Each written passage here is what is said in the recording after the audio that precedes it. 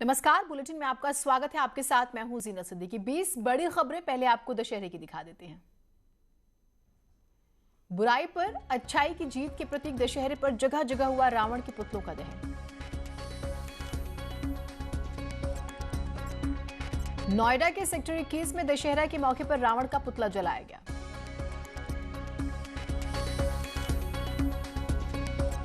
प्रयागराज में शाम 7:15 बजे रामलीला कमेटी मैदान में रावण के पुतले का दहन हुआ। सैकड़ों सालों से ककेरहा और बरगद घाट पर किया जाता था पुतले का दहन। मिर्जापुर में भी रावण के पुतले का दहन हुआ। कोविड की वजह से विशेष कार्यक्रमों का आयोजन नहीं हुआ।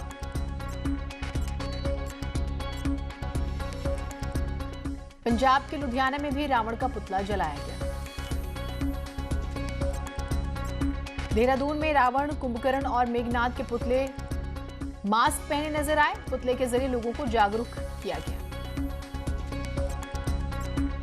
रुड़की के नेहरू स्टेडियम में हुआ रावण दहन। कोरोना के पुतले को जलाया गया। खटीमा में कोरोना की वजह से रामलीला का मंचन नहीं हो सका, लेकिन बच्चों ने विजयदशमी को अपने तरीके से सेलिब्रेट किया। दिल्ली के करकरडुमा ग्राउंड में रामलीला का मंचन। हनुमान का किरदार निभाने वाले कलाकार ने कहा, हमें बहुत खुशी है। गोरक्षनाथ मंदिर से शोभा यात्रा निकाली गई। सीएम योगी इसमें शामिल हुए। गोरखपुर में सीएम योगी आदित्यनाथ आज महंत की भूमिका में नजर आए। सीएम योगी की मानसरोवर यात्रा। सीएम ने की भगवान शंकर की पूजा।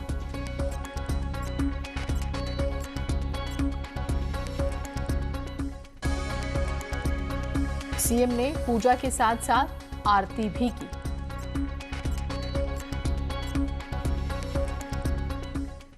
रामलीला मैदान में सीएम योगी ने भगवान राम को तिलक लगाकर पूजन किया। गोरखपुर में सीएम योगी ने की शक्ति और श्रीनाथ की पूजा। गोरक्षनाथ मंदिर में उत्सव जैसा माहौल। सीएम योगी ने सभी कन्याओं की आरती उतारी और उनके पैर भी धोए। सीएम योगी ने 9 कन्याओं को स्वयं भोजन परोसकर खिलाया। दशहरे के मौके पर राष्ट्रीय स्वयंसेवक संघ के हेडक्वार्टर नागपुर में शस्त्र पूजा की गई। कोरोना संकट को देखते हुए इस बार विजयदशमी कार्यक्रम को लेकर बदलाव भी थे। सिक्किम बॉर्डर पर दार्जिलिंग में रक्षा मंत्री राजनाथ सिंह ने की शस्त्र पूजा। कहा, भारत पर बुरी नजर डालने वालों को मिलेगा करारा जवाब। वाराणसी में नवरात्र के मौके पर लोगों में दिखा उत्साह। डांडिया के रंगारंग कार्यक्रम में जमकर डांडिया खेलते आए नजर। और दशहरे की 20 बड़ी खबरों के बाद देश दुनिया की तमाम खबरों को आइए देख लेते हैं फटाफट अंदाज में। प्रधानमंत्री मोदी ने रेडियो के जरिए लोगों से की मन की बात। इस मौके पर देशवासियों को विजयदशमी के पर्व की ढेरों शुभकामनाएं दी। इस मौके पर प्रधानमंत्री ने कहा है कि लॉकडाउन में हमने समाज के उन साथियों को और करीब से जाना जिनके बिना हमारा जीवन बहुत मुश्किल हो जाता। मन की बात में पीएम मोदी ने सीमा पर तैनात सैनिकों को भी याद किया। कहा, भारत माता के इन वीर बेटे बेटियों के सम्मान में भी घर में एक दिया जरूर जलाएं। प्रधानमंत्री ने कहा, आज जब हम लोकल के जरिए वोकल हो रहे हैं तो दुनिया भी हमारे लोकल प्रोडक्ट्स की तारीफ कर रही है। इससे पहले पीएम ने दशहरा के पावन मौके पर देशवासियों को ट्वीट करके बधाई। मन की बात में प्रधानमंत्री मोदी ने बाराबंकी की जमकर प्रशंसा की। कोरोना काल में महिलाओं के प्रयासों की सराहना की। इस मौके पर राष्ट्रपति ने भी ट्वीट कर विजयदशमी की बधाई देते हुए लिखा, ये दिन आप सभी के जीवन में खुशहाली लाए। ग्रेटर नोएडा में बना यूपी का पहला डाटा सेंटर पार्क। सीएम योगी ने दी मंजूरी। मुंबई का हीरानंदानी ग्रुप करेगा करीब 600 करोड़ रुपए निवेश। उन्नाव में उपचुनाव को लेकर सीएम योगी आदित्यनाथ 27 अक्टूबर को शांति मिल मैदान एरिया में सभा को संबोधित करेंगे।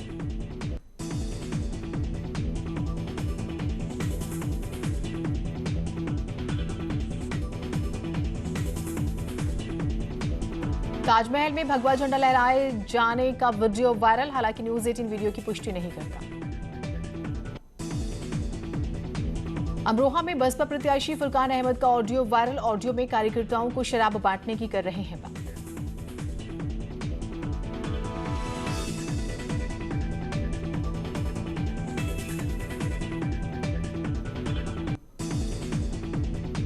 कानपुर में अवैध असलहे के साथ व्हाट्सएप और फेसबुक पर फोटो लगाने वाले 2 युवकों पर पुलिस ने की कार्रवाई, गिरफ्तार कर जेल भेजा।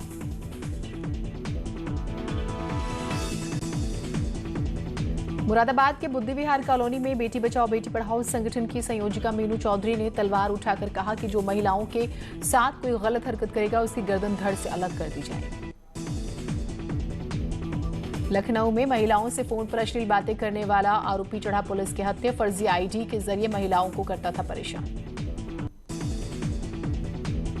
उन्नाव में ट्रेन हादसा टला। मालगाड़ी का एक वैगन पटरी से उतरा। मौके पर रेलवे के अधिकारी, आरपीएफ और जीआरपी रही मौजूद।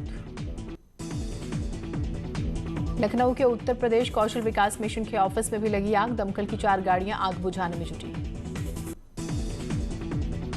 एटा में फर्नीचर के शोरूम में आग लगने से मचा हड़कंप, लाखों का सामान जला। अलीगढ़ में एक्सीडेंट कर भाग रही रोडवेज बस को बीजेपी विधायक ने पकड़कर पुलिस को सौंपा। बस सवार एक्सीडेंट करके भाग रही थी बस। सहारनपुर में रोडवेज बस का टायर फटने से लगी भीषण आग। मौके पर पहुंची पुलिस और राहगीरों ने गाड़ी के शीशे तोड़कर सवारियों को बाहर निकाला। नोएडा की एक कंपनी में लगी भीषण आग, लाखों का सामान जलकर खाक। कानपुर में अचानक एक कार में लगी आग, कार सवारों ने कूदकर बचाई जान। बदायूं में तेज रफ्तार का कहर, फौज में भर्ती के लिए दौड़ लगा रहे युवकों को कार ने रौंदा, 3 की मौत, 2 घायल। घायलों को जिला अस्पताल में कराया गया भर्ती। पुलिस ने मामले में चालक समेत एक अन्य को पकड़ा। कन्नौज के सभी थाना कोतवाली पर महिला हेल्प डेस्क का शुभारंभ हुआ। मिशन शक्ति के तहत महिलाओं को जागरूक किया जा रहा। उन्नाव में उपचुनाव में जातिगत समीकरण को भुनाने में सभी पार्टियां जुटी हुई हैं। एसपी के सुरेश पाल को महान दल के नेताओं ने अपना समर्थन दिया। कानपुर में झाड़ फूंक करने वाले मौलवी पर महिला ने लगाया छिड़खाने का आरोप। पुलिस ने नहीं किया मामला दर्ज, आरोपी मौलाना फरार। बुलंदशहर पहुंचे चंद्रशेखर आजाद उर्फ रावण ने अपने प्रत्याशी के समर्थन में जनसभा को संबोधित करते हुए जोश भरते हुए कहा, अगर सत्ता चाहिए तो उसके लिए संघर्ष करना होगा। सरकार की नई एसओपी के मुताबिक प्राइवेट स्कूल बोर्ड क्लासेस के बच्चों को स्कूल बुला सकते हैं, लेकिन नियम और शर्तों के साथ।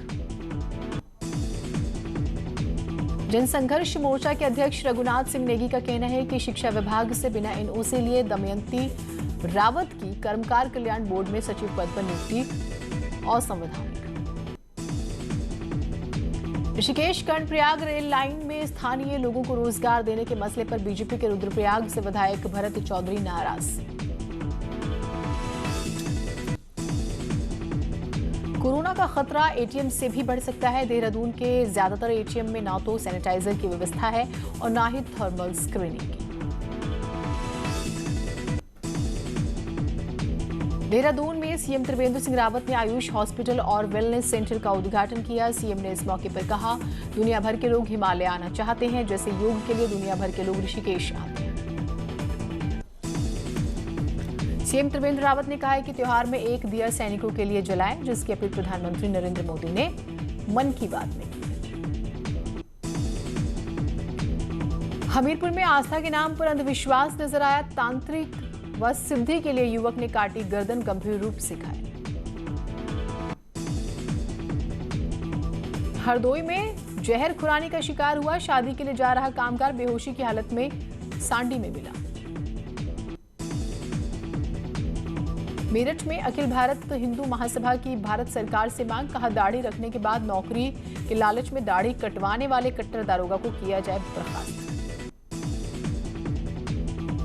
आगरा में बेहोशी की हालत में मिली युवती, जेल के पास लड़की बेहोशी की हालत में मिली, पुलिस ने अस्पताल में भर्ती कराया। मैनपुरी में मृतका के पिता समेत 5 परिजनों के खिलाफ एफआईआर दर्ज। एसपी मैनपुरी ने इंस्पेक्टर को लगाई फटकार। रूबी के परिजनों पर झांसे से बुलाकर हत्या का आरोप।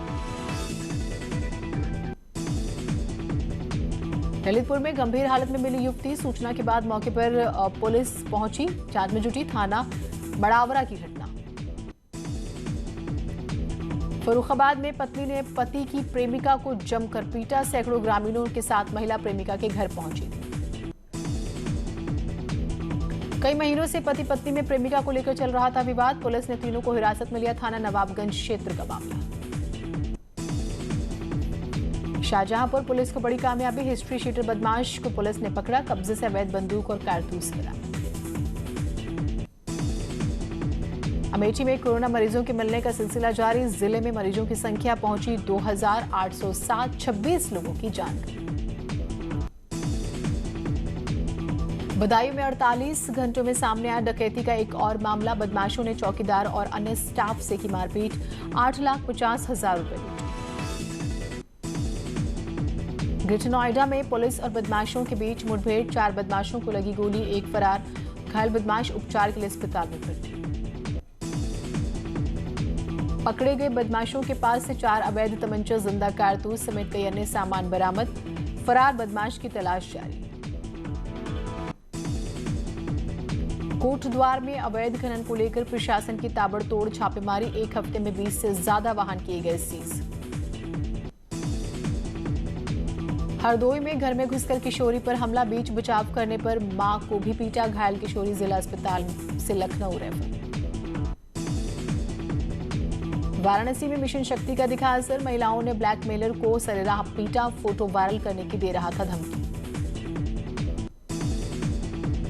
प्रतापगढ़ में 2 पक्षों में झड़प के दौरान जमकर लाठी डंडे चले, लाठी डंडों से बाइक भी क्षतिग्रस्त।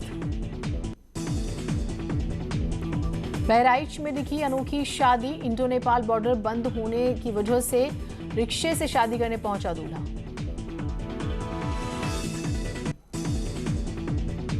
एक महिला के घर पर कब्जा करने वाली बीजेपी सभासद बबीता वर्मा को हाथरस पुलिस ने सम्मानित किया, मिशन शक्ति के मौके पर एसपी और डीएम की मौजूदगी में सम्मान मिला। ललितपुर में महिला ग्राम पंचायत अधिकारी ने अपने ही अधिकारियों पर भ्रष्टाचार के लगाए गंभीर आरोप। हरदोई में 2 घंटे के लिए बेटियां बनी कोतवाल, उन्होंने लोगों की शिकायत सुनी और उनके निस्तारण के आदेश और निर्देश दिए। उन्नाव में 3 नवंबर को होने वाले मतदान को लेकर तैयारियां तेज। चंदौली में ट्रेनों में शुरू किया गया ऑपरेशन मेरी सहेली, इसके तहत ट्रेन में अकेले सफर करने वाली महिलाओं को दी जाएगी सुरक्षा। खबरें और रहेंगी, एक छोटा सा ब्रेक लेते हैं।